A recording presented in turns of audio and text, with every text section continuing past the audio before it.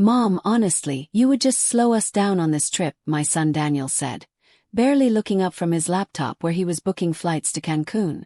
The hiking, the nightlife, the adventure tours. None of that is really for someone your age anymore.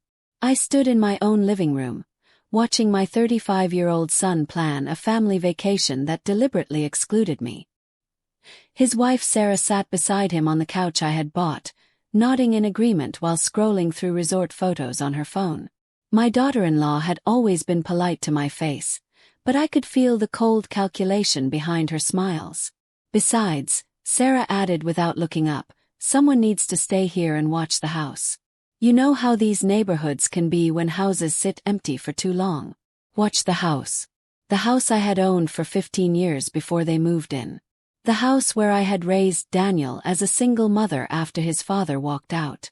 The house that had become their rent-free sanctuary for the past 4 years while Daniel found his footing in his career and Sarah pursued her photography dreams. The resort we picked is really active, Daniel continued, clicking through booking options. Lots of physical activities, late nights, that kind of thing. You would probably be more comfortable staying here with your books and TV shows. My books and TV shows. As if I had somehow become an invalid overnight. At 58 I was hardly ancient, but they spoke about me like I was already 1 foot in the grave. I taught yoga classes 3 times a week at the community center. I hiked the local trails every weekend. I had more energy than most people half my age. How long will you be gone? I asked, trying to keep my voice steady. 2 weeks, Sarah said, finally looking up with that practiced smile. Do not worry, Mom. Think of it as your own little vacation. You can do whatever you want without having to worry about cooking for all of us or doing our laundry. Our laundry. The laundry I had been doing for 4 years because they never seemed to find the time. The meals I cooked every night because they were always too busy or too tired. The grocery bills I paid because their combined income somehow never stretched far enough to cover food for 4 adults. Daniel, I have not been to Mexico since before you were born, I said quietly. I always wanted to see Cancun.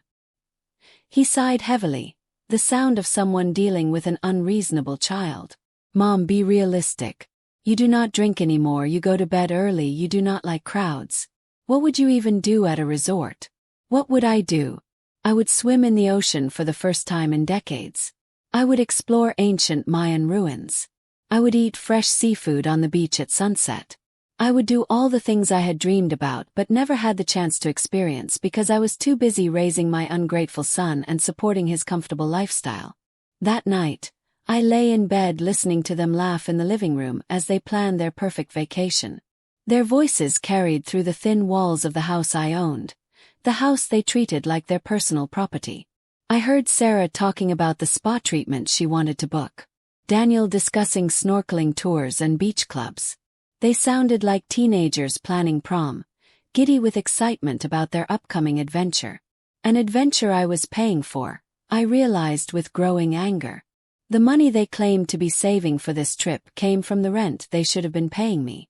The funds they had set aside by eating my groceries, using my utilities, and treating my home like a free hotel with maid service included.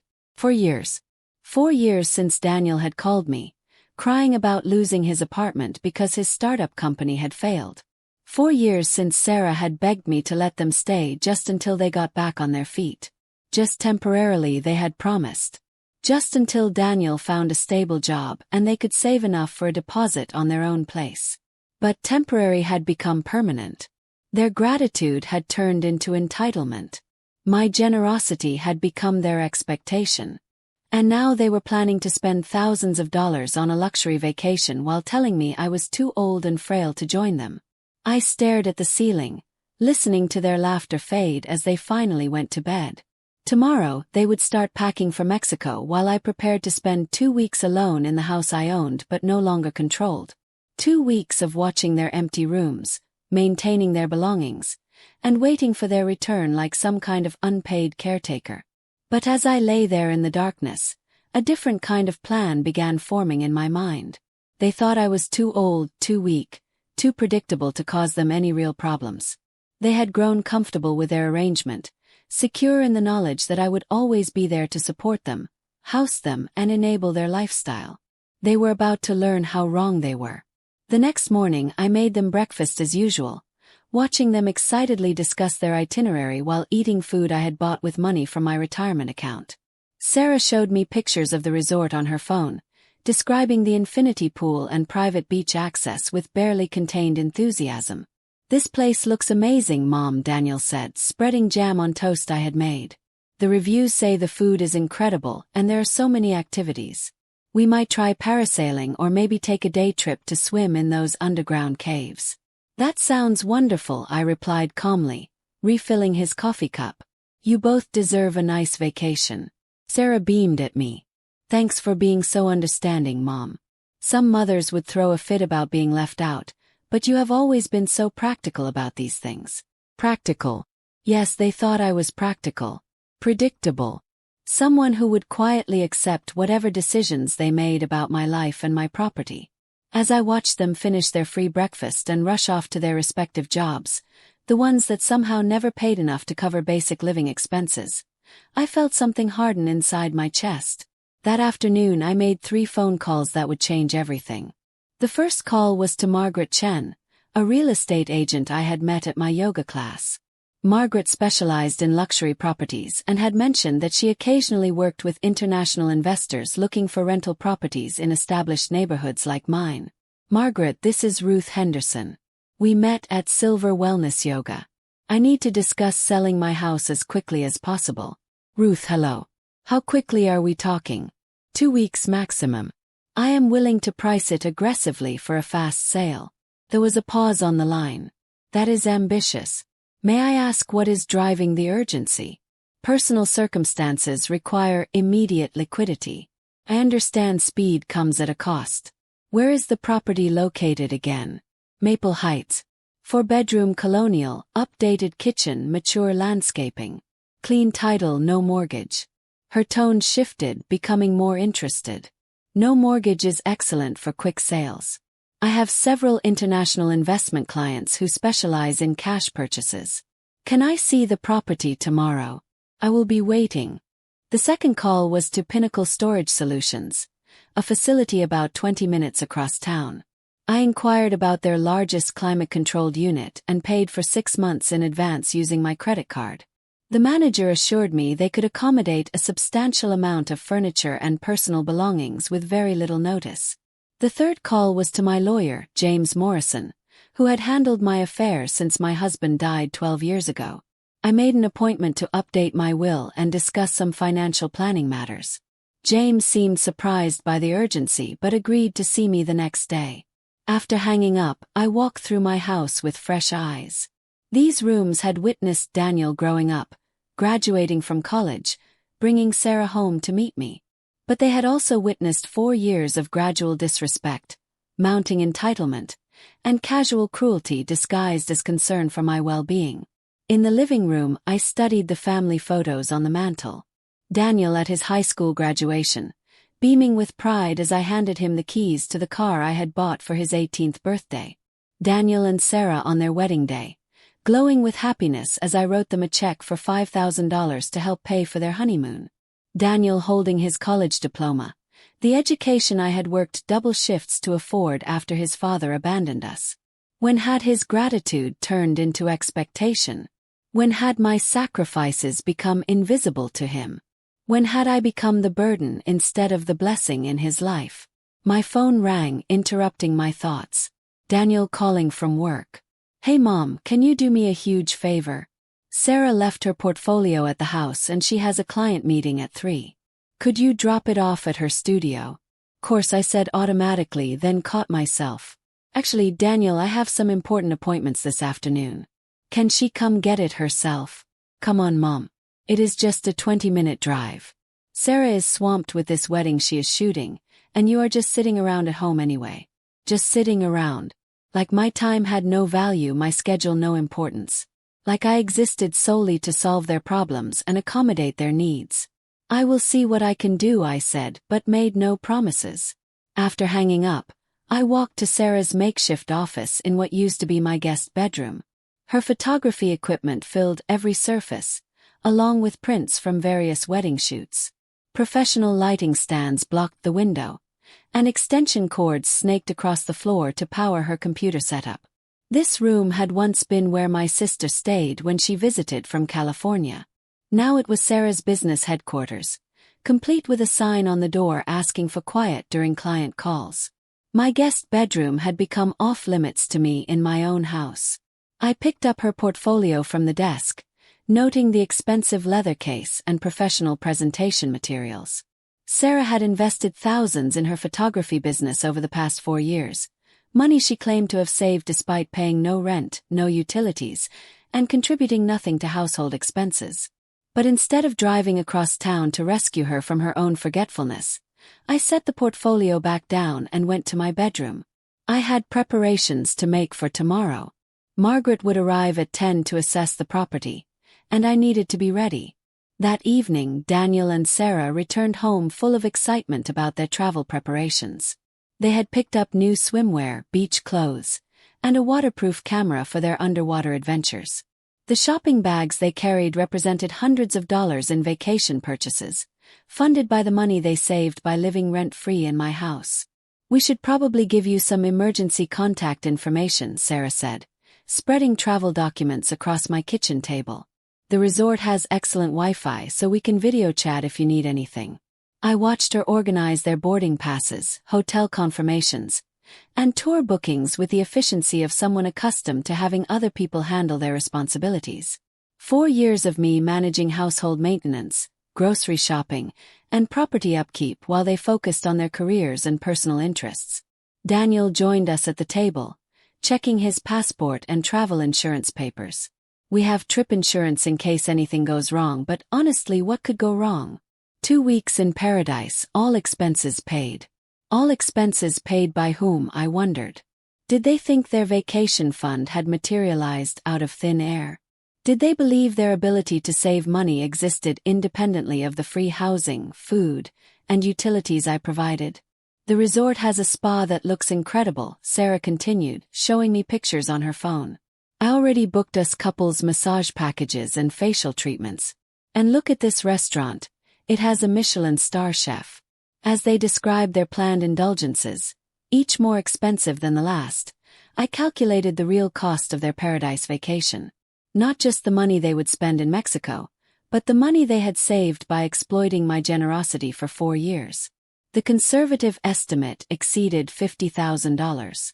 $50,000 that I had essentially gifted them through free rent, groceries, utilities, home maintenance, and countless other expenses they had shifted to my shoulders. $50,000 they had never acknowledged, never appreciated, never intended to repay. By the time they went to bed, my plans for tomorrow had crystallized into sharp focus. They thought they understood the parameters of our relationship. They believed they could predict my reactions, control my responses, and manage my emotions to maintain their comfortable arrangement. They were about to discover how costly it could be to underestimate a woman they had dismissed as harmless. Margaret Chen arrived precisely at 10 the next morning, driving a silver BMW and carrying a tablet loaded with property assessment software. She wore a professional suit despite the Florida heat and shook my hand with the confidence of someone accustomed to high-stakes real estate negotiations. "Beautiful neighborhood," she observed, scanning my front yard with calculating eyes. "Mature trees, well-maintained properties, good access to major roads. What is the square footage?" 2,800 square feet. 4 bedrooms, 2.5 baths. Updated kitchen and electrical systems. New roof 3 years ago. She nodded approvingly, making notes on her tablet. "Any structural issues I should know about?" "Regular maintenance, no foundation problems. HVAC system serviced annually." As we walked through the house, Margaret asked practical questions about my motivation for selling. I gave her the same answer I had prepared for everyone: personal circumstances requiring immediate liquidity and relocation. She measured rooms with professional efficiency, photographed key features, and assessed the property with an investor's eye. The updated kitchen impressed her, as did the hardwood floors and large master suite. She spent extra time in Sarah's photography studio, noting the excellent natural light and electrical capacity. This room would make an ideal office or creative space for the right buyer, she commented, unaware that it already served exactly that function for tenants who paid nothing for the privilege. The property has excellent rental potential, Margaret concluded as we finished the tour. Location, condition, and size all support strong market value. For a 2-week timeline, I would recommend pricing aggressively at $450,000. That should attract multiple cash offers from investment buyers. $450,000. Less than market value, but sufficient to fund the independence I had been denied for too long. I accepted her recommendation without negotiation. I have 3 international clients who might be interested, she continued. 2 from Canada and 1 from Germany.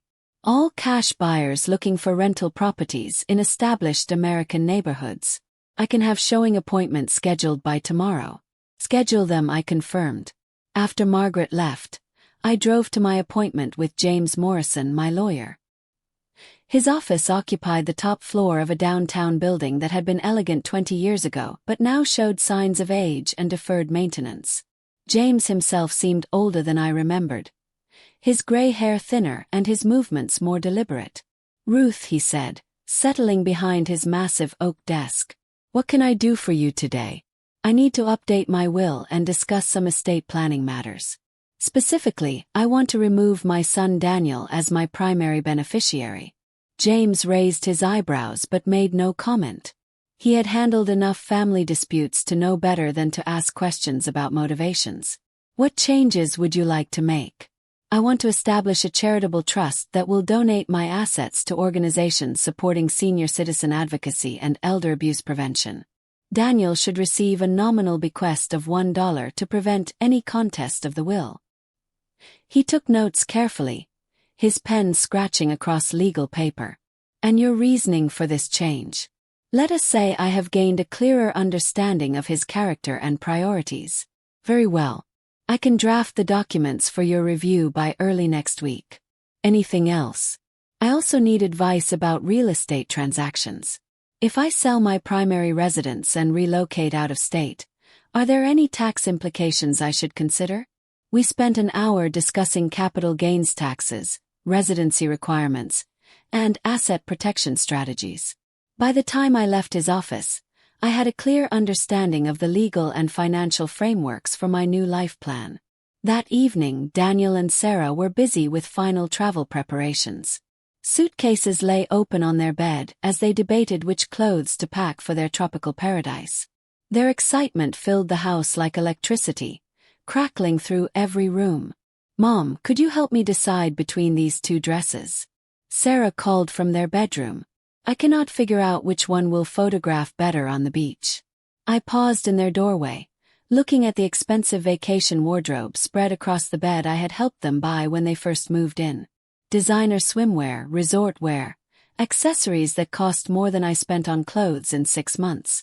All purchased with money they claimed to have saved despite contributing nothing to household expenses. "They both look lovely," I said neutrally. "I'm sure you will take beautiful pictures." She beamed at the compliment, holding up a flowing sundress against her body. "I'm so excited to finally get some good photos of us together. Daniel is usually too busy with work to take proper pictures, but this vacation will be different." Different indeed, I thought, but not in the way she imagined. Daniel emerged from their bathroom carrying toiletries and prescription medications. I packed extra sunscreen because I burn easily. And Sarah got us those expensive reef-safe products so we can snorkel without damaging the coral. How thoughtful of her to consider environmental impact while planning a vacation funded by exploiting my generosity. Their selective conscience fascinated me. They could research sustainable tourism practices but could not manage to contribute to their own housing costs. "We should be at the airport by 8 tomorrow morning," Daniel continued. "Our flight leaves at 10:30. And you know how crazy security can be." "I will drive you," I offered. "Are you sure, Mom? We could call an Uber." "Nonsense. I want to see you off properly." They accepted my offer with the casual entitlement that had characterized our relationship for 4 years. Of course, their free chauffeur service would extend to airport transportation. Why should their vacation expenses include something as mundane as ground transport when they had me to handle such practical matters? That night, I lay awake listening to them pack, their voices carrying through the walls as they discussed their itinerary with mounting excitement. Early morning beach walks, snorkeling tours, sunset dinners, couples spa treatments, every luxury they had ever wanted, finally within reach thanks to years of living rent-free in my house. But as I listened to their happy planning, I felt no jealousy or resentment. Instead, I felt the calm satisfaction of someone whose careful preparations were about to bear fruit. Tomorrow would begin their adventure in paradise. It would also begin their education about the real cost of taking someone for granted. Some lessons, I reflected, could only be learned through experience. And some teachers only revealed themselves when their students had grown too comfortable with their cruelty. The alarm clock rang at 6 the next morning, though I had been awake for hours. I made coffee and prepared a simple breakfast while Daniel and Sarah finished their final preparations upstairs. Their laughter and excited chatter filtered down to the kitchen, the sounds of people about to embark on the adventure of a lifetime. They bounded down the stairs at 7:30, rolling matching suitcases and carrying designer travel bags I had never seen before. More vacation purchases, I realized, funded by their careful money management that consisted entirely of letting me pay for everything. Ready for paradise? I asked, handing them each a cup of coffee. More than ready, Sarah replied, checking her phone for flight updates. I have been dreaming about this trip for months. Months of dreaming, years of saving, all made possible by living in my house without paying rent, eating my groceries, using my utilities, and treating my generosity like their personal entitlement program. As I watched them load their expensive luggage into my car, I marveled at their complete lack of self-awareness. The drive to the airport took 45 minutes through morning traffic. They chattered constantly about their plans, their excitement, their carefully researched resort activities. Daniel had downloaded translation apps to help communicate with local tour guides. Sarah had created Pinterest boards full of vacation outfit ideas and photo inspiration. Their preparation impressed me. The same organizational skills they never applied to finding better jobs, contributing to household expenses, or planning their own independent living situation. Apparently, planning luxury vacations required different talents than managing basic adult responsibilities. At the airport departure area, I helped them unload their luggage and gave each of them a hug goodbye. Have a wonderful time, I said sincerely. Create memories that will last a lifetime. Thanks for everything, Mom, Daniel said, kissing my cheek. For letting us stay with you, for driving us today, for being so understanding about the trip. You are the best. The best. If only he knew how much that praise was about to cost him. We will send you pictures, Sarah promised, adjusting her carry-on bag. And we will bring you back something special from the gift shops. A souvenir from the vacation they had excluded me from, paid for with money they had saved by exploiting my hospitality. The gesture would have been touching if it were not so tone-deaf. I waited until their figures disappeared into the terminal before returning to my car. As I drove away from the airport, I felt something shift inside my chest. For 4 years I had been reacting to their decisions, accommodating their needs, enabling their lifestyle. Today I finally took control.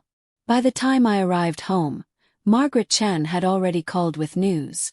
2 of her international clients wanted to schedule property viewings that afternoon. Both were cash buyers with pre-approved financing, capable of closing within 10 days if they found the right property. The first buyer arrived at 2 o'clock.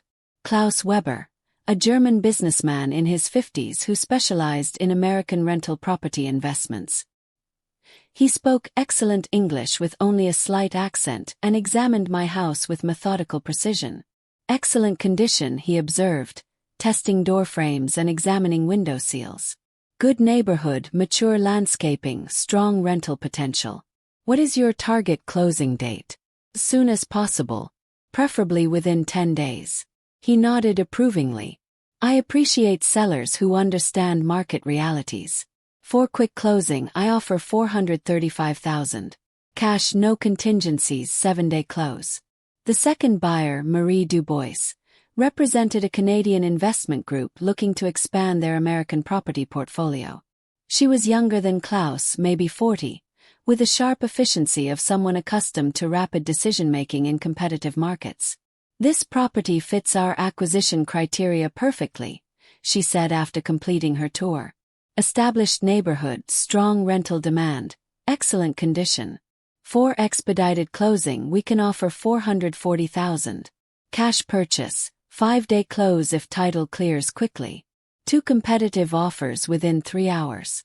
Both buyers understood the premium they were paying for speed and certainty.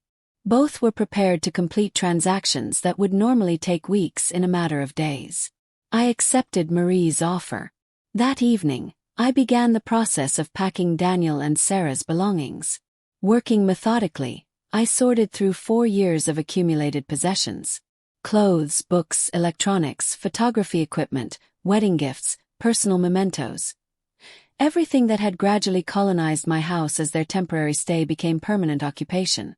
Each item told a story of entitlement and exploitation. The expensive camera equipment Sarah had purchased for her business instead of contributing to rent. The designer clothes Daniel had bought while claiming he could not afford to move out. The home office furniture they had acquired to support their careers while treating my house like free commercial space. I packed everything carefully, treating their belongings with more respect than they had shown me. Professional moving boxes, proper padding for fragile items, clear labeling for easy identification. By midnight, I had filled 37 boxes and arranged for a moving company to transport everything to the storage facility in the morning. My phone buzzed with a text message from Daniel. "Landed safely in Cancun. Resort is incredible. Thanks again for everything, Mom." Everything. If he only knew how accurate that word was. I had given them everything. My house, my money, my time, my patience, my unconditional support. And in return, they had given me casual dismissal, age-based discrimination, and plans for a luxury vacation that deliberately excluded me. But as I surveyed the boxes containing their lives, I felt no anger or sadness. Only the cold satisfaction of someone whose careful planning was finally coming to fruition. They thought they understood our family dynamic. They believed they could predict my reactions and control my responses. Tomorrow they would discover how wrong they were.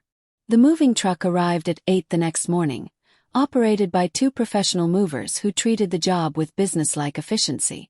Within 3 hours, every trace of Daniel and Sarah's 4-year occupation had been removed from my house and transported to climate-controlled storage across town.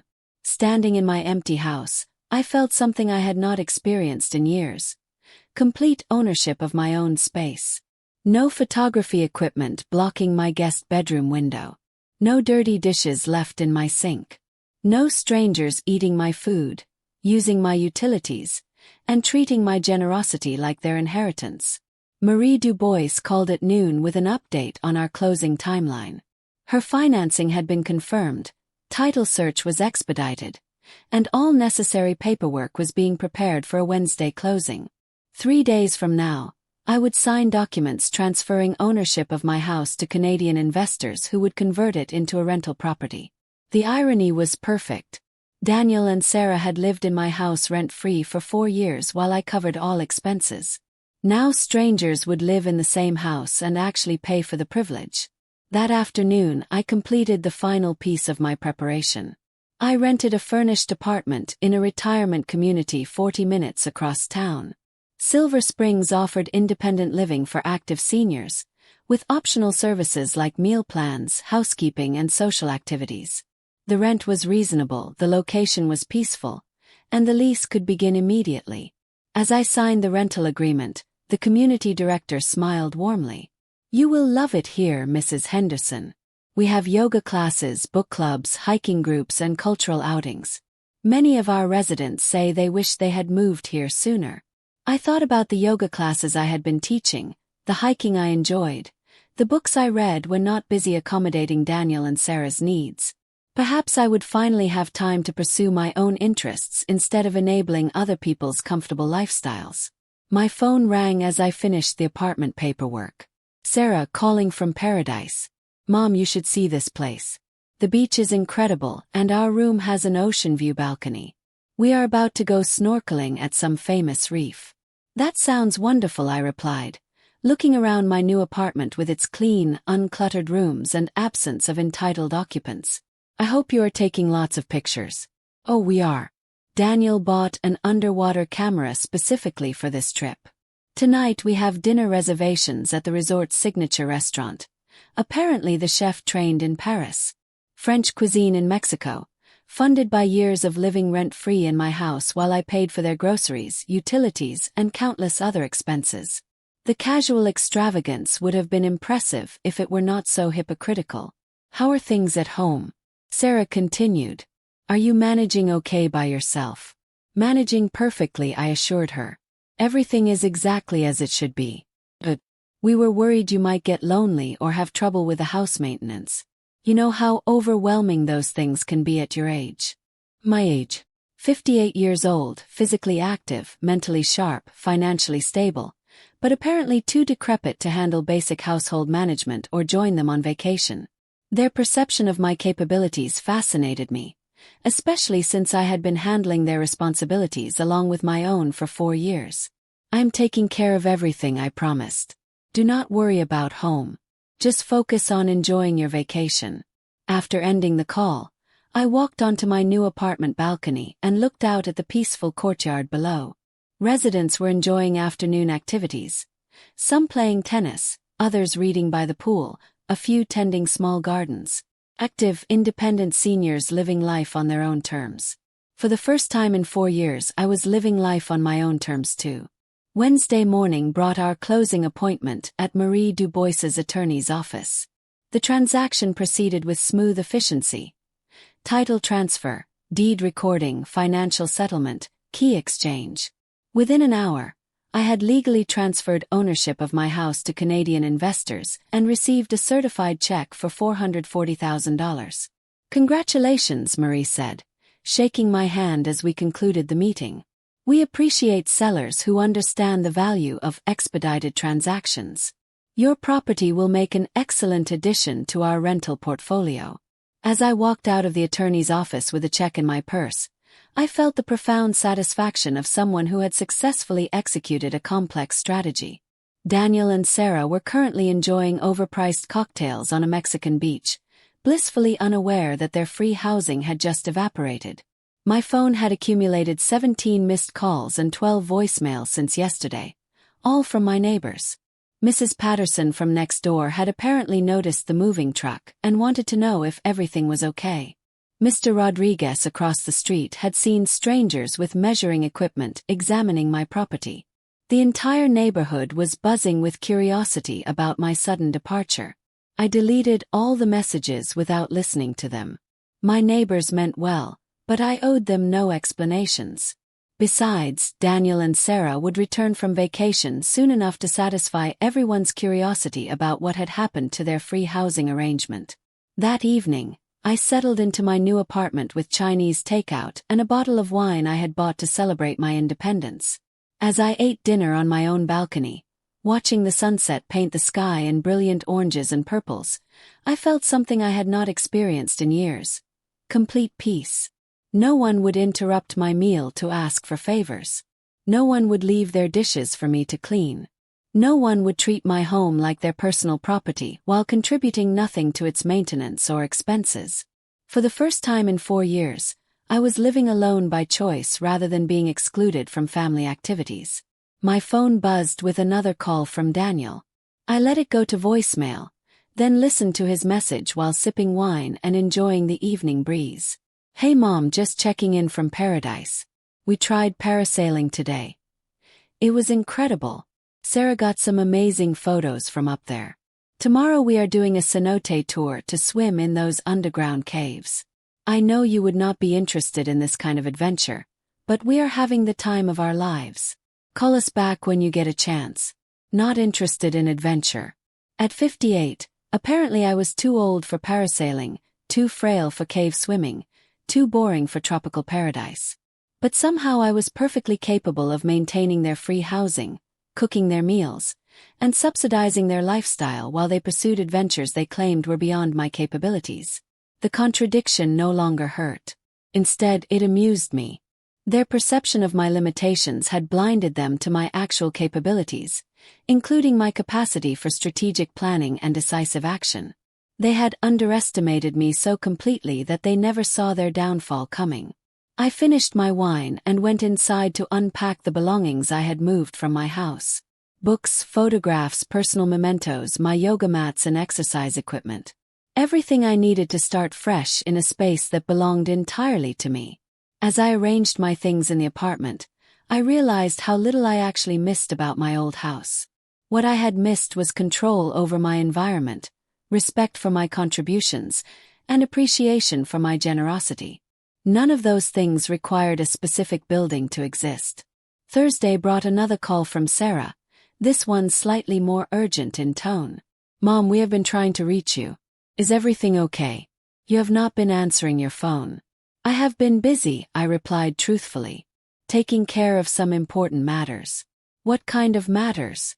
You are not overexerting yourself, are you? Remember what we discussed about not trying to handle things that are too much for someone your age." "Someone my age." The persistent refrain that justified their exclusion of me from their vacation, their dismissal of my interests, and their assumption that I would passively accept whatever decisions they made about my life. "I am handling everything perfectly," I assured her. "In fact, I have made some changes that I think will surprise you." "What kind of changes?" "The kind that will significantly improve my quality of life," I said with complete honesty. "You will understand everything when you return." "Mom, you are being cryptic. Just tell us what is going on. Some things are better explained in person." "Enjoy the rest of your vacation. We will talk when you get back." After hanging up, I smiled at my reflection in the bathroom mirror. The woman looking back at me seemed younger, stronger, more confident than she had in years. 4 days of living independently had already begun to restore the sense of self I had lost during years of enabling other people's comfortable exploitation. Friday morning, I received a call from Klaus Weber, the German investor who had made the unsuccessful bid on my house.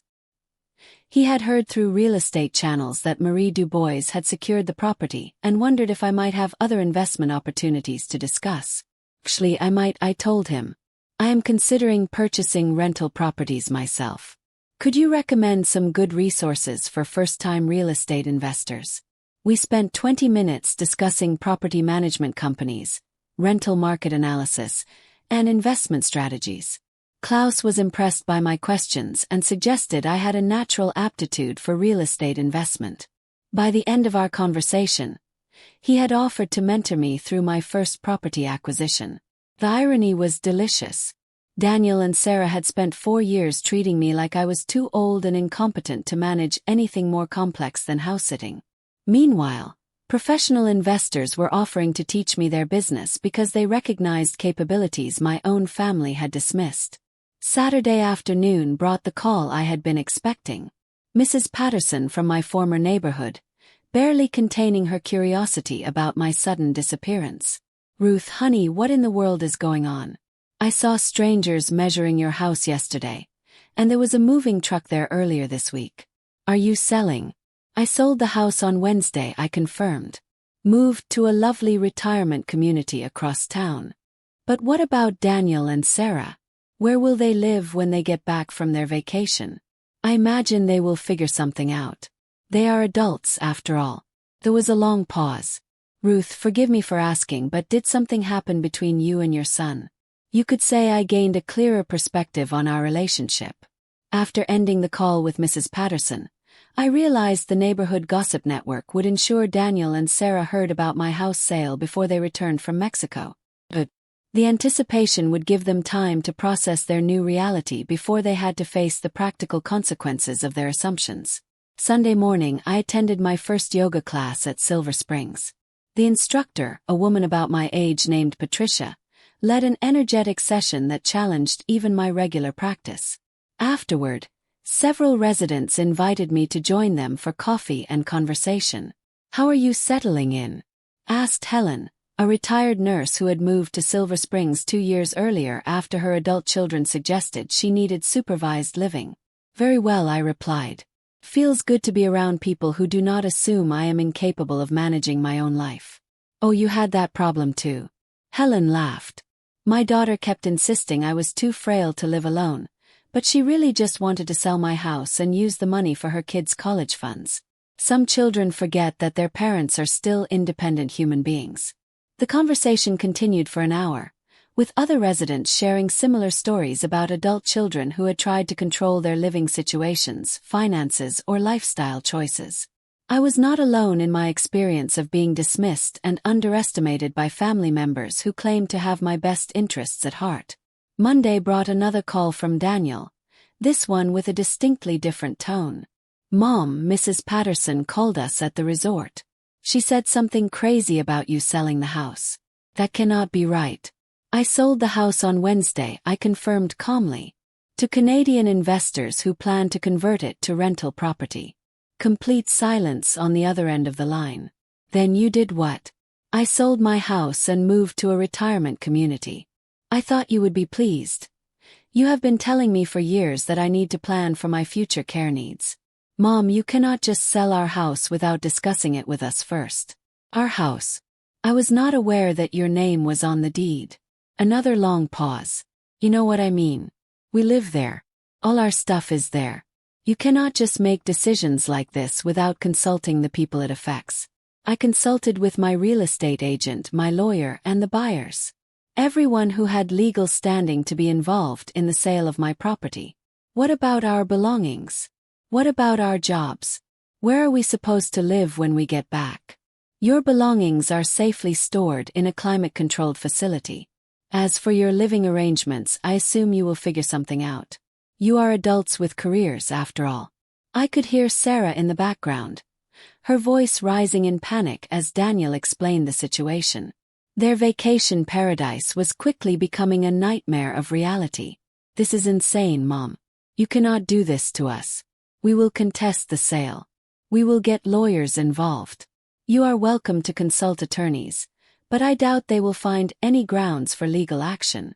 I owned the house free and clear, and I had every right to sell my own property. We have been living there for 4 years. We have tenant rights. Tenants pay rent, Daniel. House guests who overstay their welcome have no legal standing. The conversation continued for another 10 minutes, cycling through anger, threats, pleading, and bargaining. Daniel could not seem to grasp that I had made an irreversible decision without his input or approval. 4 years of taking my compliance for granted had left him unprepared for independent action on my part. We are cutting our vacation short, he finally declared. We will be back tomorrow to sort this mess out. That is your choice, I replied. But the house is sold, the buyers have taken possession, and I have moved out. There is nothing left to sort out. After hanging up, I felt a mixture of sadness and satisfaction. Sadness for the relationship that had deteriorated to this point. Satisfaction that I had finally taken control of my own life. Daniel and Sarah would return from their expensive vacation to discover that their comfortable arrangement had evaporated along with their assumptions about my predictability. Tuesday evening, I was reading in my apartment when my phone rang with a call from a number I did not recognize. A hotel in Miami. Is this Ruth Henderson? The caller had a professional tone, probably hotel management. Yes, this is Ruth. I am calling on behalf of Daniel Henderson and Sarah Martinez. They asked me to contact you regarding an urgent family matter. I am listening. They are requesting that you meet them at Miami International Airport tomorrow morning.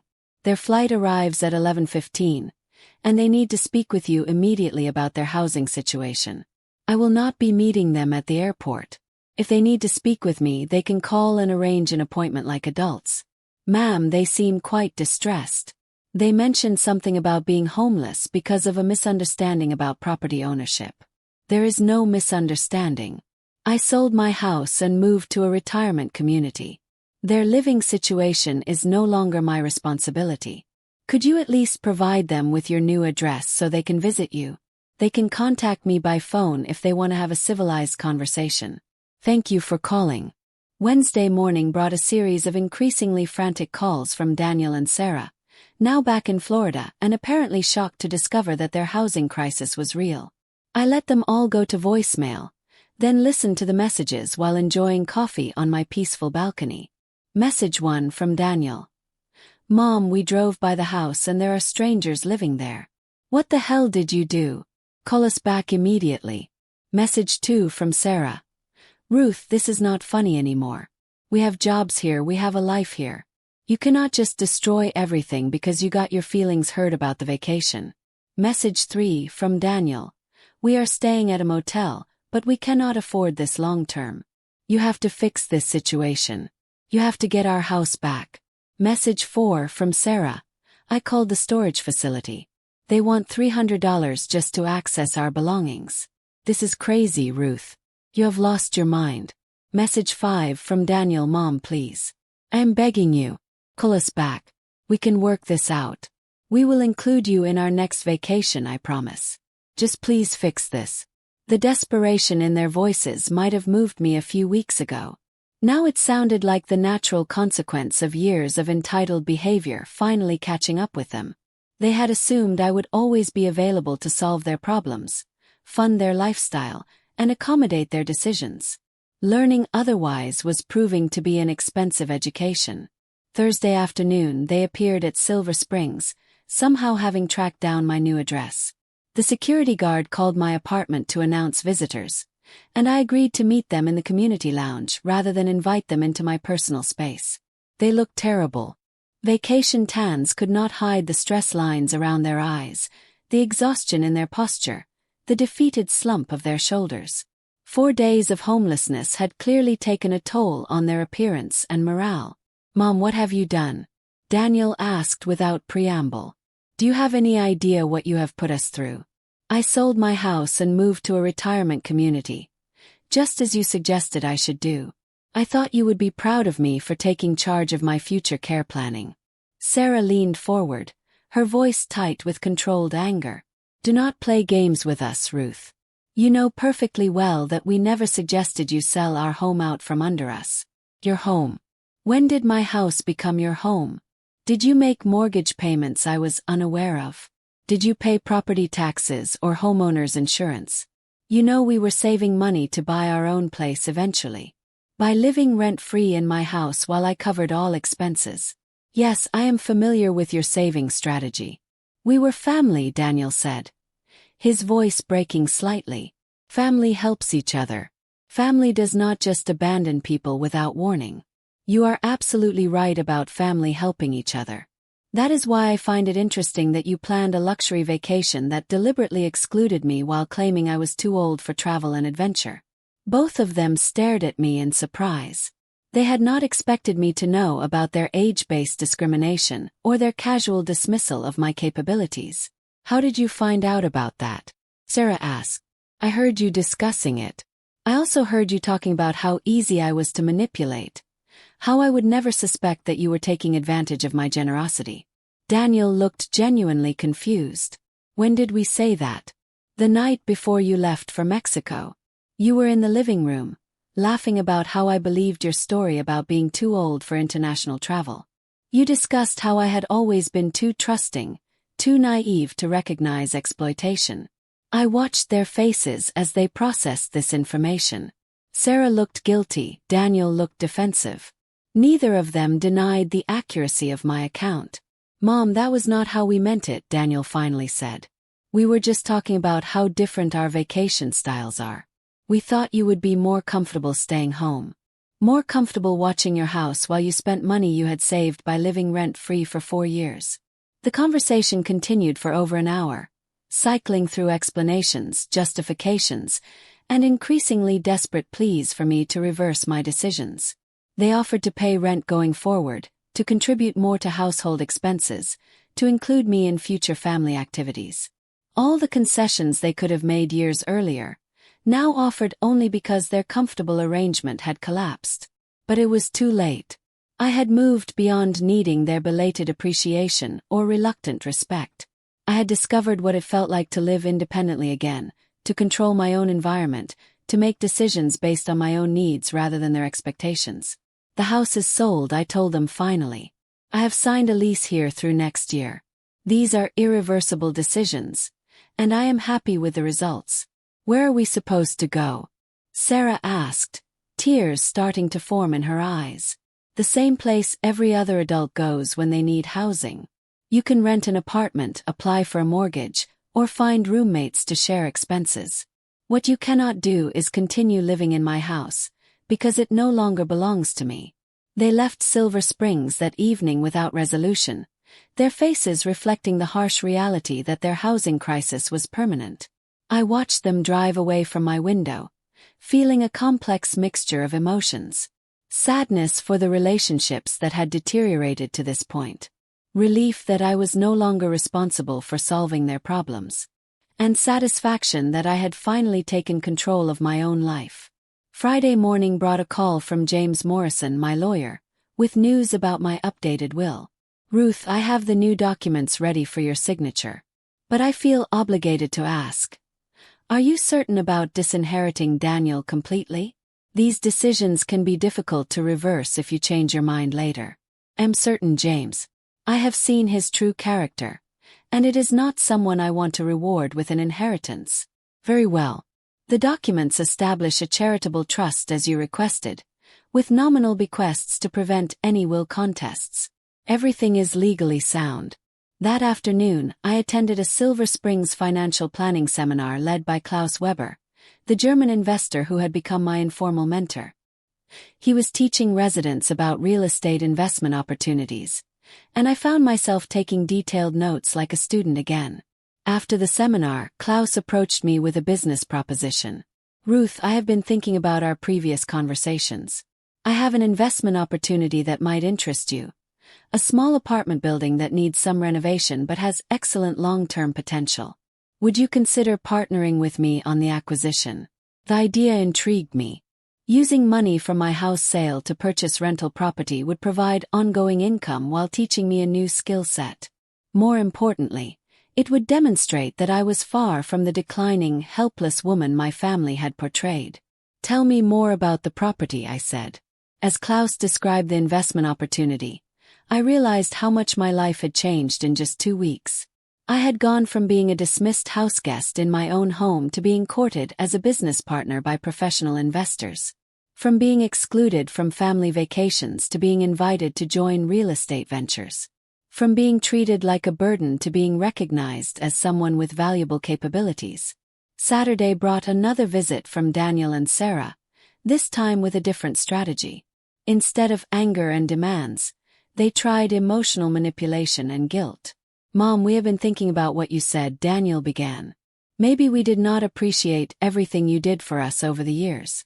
Maybe we took your generosity for granted. Maybe. Thought but said nothing. We want to make it right, Sarah continued. We found a small apartment we can rent, and we want to start paying you back for all the expenses you covered while we lived with you. I looked at them both, noting the careful calculation behind their apparent contrition. They were offering repayment only because their free housing had disappeared, not because they genuinely understood the extent of their exploitation. How much do you think you owe me? Yes. They exchanged glances, clearly unprepared for specific numbers. Well, maybe a few $1,000s. Daniel suggested tentatively. A few $1,000s. For 4 years of rent, utilities, groceries, maintenance, and countless other expenses. Their estimate revealed how little they understood about the true cost of their comfortable lifestyle. Try $50,000, I said calmly. Both of them recoiled in shock. 50,000. That is crazy, Mom. We were family. Family do not charge each other rent. Family also do not plan luxury vacations that deliberately exclude other family members. Family do not mock their relatives behind their backs. Family do not take advantage of generosity while showing no appreciation or respect. The conversation ended badly, with accusations and hurt feelings on both sides. As I watched them leave Silver Springs for the second time, I realized that our relationship might never recover from the damage caused by years of mutual resentment and misunderstanding.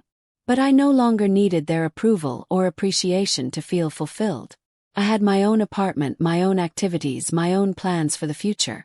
For the first time in years, I was living life on my own terms instead of constantly accommodating other people's needs and expectations.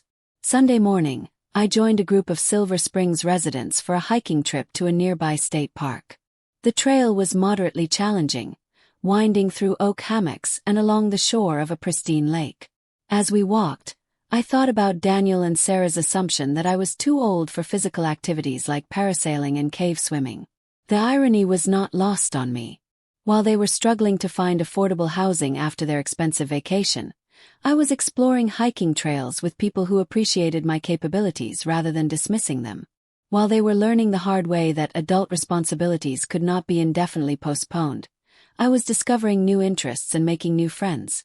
At the end of the hike, as we shared a picnic lunch by the lake, I realized how much lighter I felt without the constant weight of their expectations and demands. No one here treated me like a burden or a responsibility. No one assumed I was too old, too frail, or too boring to participate in activities. I was simply Ruth, a new resident who brought her own skills and interests to the community. Monday brought the final chapter of my transformation. Klaus Weber called with confirmation that our apartment building investment had been approved for financing. We would close on the property next week and begin renovations immediately. I was officially becoming a real estate investor at age 58, using skills that Daniel and Sarah had never bothered to recognize. That evening, as I sat on my balcony watching the sunset paint the sky in brilliant colors, my phone rang one final time with Daniel's number. I almost declined the call, but something made me answer. Mom, his voice was different now. Quieter, more subdued. I just wanted you to know that Sarah and I found an apartment. It is small and the rent is high, but we will manage. I am glad you found a place to live. I also wanted to say that maybe you were right about some things. Maybe we did take advantage of your kindness over the years. Maybe we did not show enough appreciation for everything you did for us. Maybe. We definitely took advantage of you. We got comfortable with the arrangement and stopped seeing it as temporary help. We started treating your generosity like it was something we deserved instead of something we should have been grateful for. It was the closest thing to a genuine apology I had heard from him in years. I'm sorry, Mom. For all of it. For excluding you from the vacation, for dismissing your capabilities, for taking your help for granted. For not recognizing how much we were asking of you while giving nothing back. I appreciate you saying that, Daniel. Is there any chance we can rebuild our relationship? Not the living situation. I understand that is over. But maybe we could have dinner sometimes, or I could call more often. Maybe we could try to be a real family again. I considered his question carefully. The anger and hurt were still there, but they had dulled somewhat over the past 2 weeks. More importantly, I had discovered that I did not need his approval or presence to be happy. That knowledge gave me the freedom to choose forgiveness without desperation. We can try, I said finally. But it will have to be a different kind of relationship than we had before. One based on mutual respect instead of dependency. I would like that, he said, and for the first time in years. He sounded like the son I had raised rather than the entitled stranger he had become. After we hung up, I sat in the gathering darkness, listening to the peaceful sounds of my new community. Children playing in the courtyard below, residents returning from evening activities, the gentle hum of people living their lives with dignity and independence. I thought about the journey that had brought me to this place. The years of enabling and accommodating. The gradual erosion of respect and appreciation. The moment of overhearing their casual cruelty that had finally opened my eyes to reality. The decision to take control of my own life instead of waiting for their consideration. It had been expensive. Selling my house below market value, paying storage fees and moving costs, starting over at 58. But it had also been invaluable. I had rediscovered my own worth, my own capabilities, my own right to live with dignity and respect. Some lessons, I reflected, could only be learned through consequences. Some changes required complete disruption to take hold. Some relationships needed to be destroyed before they could be rebuilt on healthier foundations. As I prepared for bed in my own apartment, in my own space, governed by my own rules and schedules, I felt something I had not experienced in years. Complete satisfaction with my life choices. I had stopped being a victim of other people's assumptions and started being the author of my own story. Tomorrow would bring new challenges, new opportunities, new adventures. But tonight, I was simply Ruth Henderson, a woman who had rediscovered her power and chosen to use it wisely. After years of being dismissed as too old, too boring, too predictable, I had proven that some burdens, when properly motivated, could carry far more weight than anyone imagined. The vacation they had denied me had turned into the adventure of a lifetime. Not in Mexico, but in the far more important territory of personal transformation and hard-won independence. And unlike their expensive resort getaway, the benefits of my journey would last for the rest of my life.